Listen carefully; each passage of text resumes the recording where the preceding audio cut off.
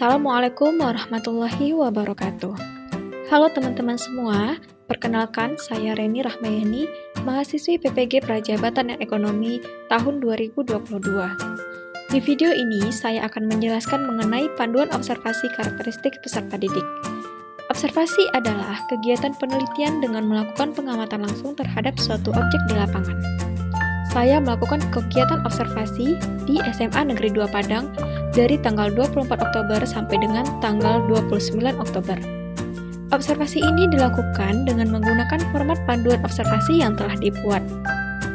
Adapun sasaran observasi saya adalah siswa-siswi kelas 10 E2 dengan rentang usia 15 sampai 16 tahun.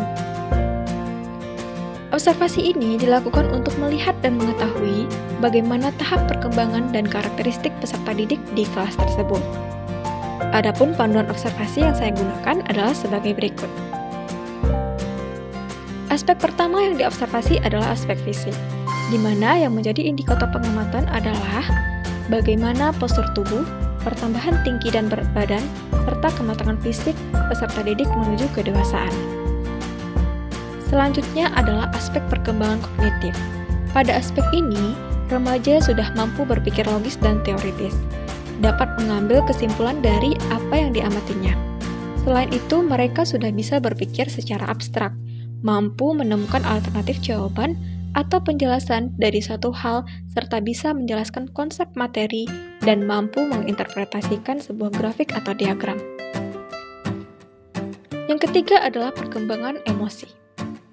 Indikator untuk mengetahui perkembangan emosi remaja adalah yang pertama, memperlihatkan kemandirian kepada orang tua, menghabiskan waktu yang lebih sedikit dengan orang tua, mulai menunjukkan ketertarikan pada lawan jenis, mempunyai kepedulian, serta perhatian pada keluarga, teman, dan lawan jenis, perubahan suasana hati yang juga tidak menentu, dan lain sebagainya.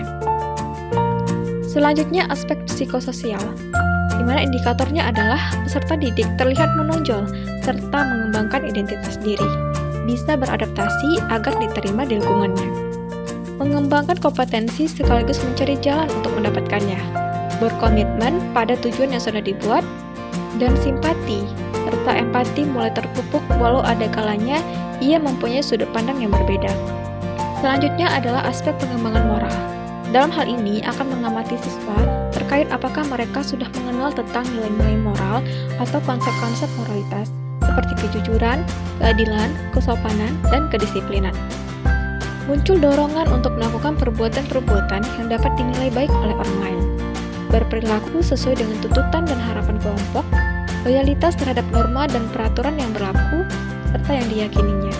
Dan yang terakhir adalah aspek motivasi belajar. Motivasi belajar siswa dapat dilihat dari bagaimana ketertarikan siswa terhadap materi yang disampaikan oleh guru. Siswa memperhatikan penjelasan materi pelajaran, dan siswa mengerjakan tugas yang diberikan sampai dengan tuntas, serta mengumpulkan tugas dengan tepat waktu. Format panduan observasi yang kedua yang saya gunakan adalah sebagai berikut. Aspek yang pertama yang dilihat adalah budaya sekolah.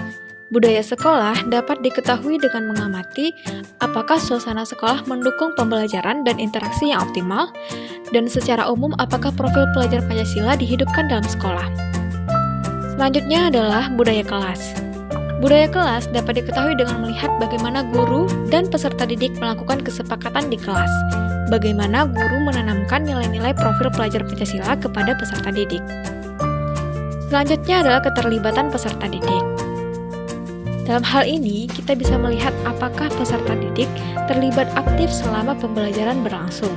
Dalam bentuk apa saja keterlibatan peserta didik dalam pembelajaran tersebut. Jika iya, bagaimana guru memotivasi peserta didik untuk terlibat dalam pembelajaran? Dan jika tidak, mengapa peserta didik tersebut tidak termotivasi dalam pembelajaran? Kemudian kita juga bisa melihat bagaimana antusiasme belajar peserta didik di kelas tersebut, dan bagaimana mereka merespon pertanyaan guru selama pembelajaran berlangsung. Selain itu, observasi juga dilakukan terkait dengan identifikasi kesiapan siswa. Apakah di awal pembelajaran, guru mengamati atau mengecek kesiapan peserta didik, baik secara kondisi maupun secara materi yang akan diajarkan. Apa yang dilakukan oleh guru saat mengetahui bahwa kompetensi awal peserta didik beragam? dan bagaimana guru mendampingi setiap peserta didik agar mencapai tujuan pembelajaran. Selanjutnya, perkembangan emosi.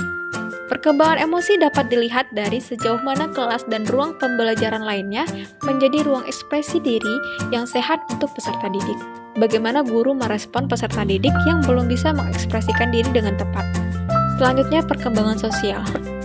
Perkembangan sosial dapat dilihat dari bagaimana guru membangun suasana yang mendukung peserta didik untuk mengembangkan kemampuan bersosialisasi. Misalnya, peka terhadap situasi sekitar, berempati, saling menghargai, serta interaksi dan komunikasi.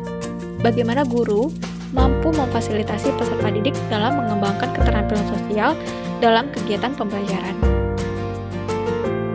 Yang terakhir adalah perkembangan moral dan spiritual. Dalam hal ini, kita bisa mengamati bagaimana caranya guru mampu membangun nilai-nilai integritas dan spiritual peserta didik. Nah, itu tadi aspek-aspek perkembangan peserta didik yang bisa saya observasi di SMA Negeri 2 Padang. Sampai di sini dulu video kali ini. Jika ada saran dan kritik yang membangun dari teman-teman, mohon disampaikan ya. Terima kasih. Wassalamualaikum warahmatullahi wabarakatuh.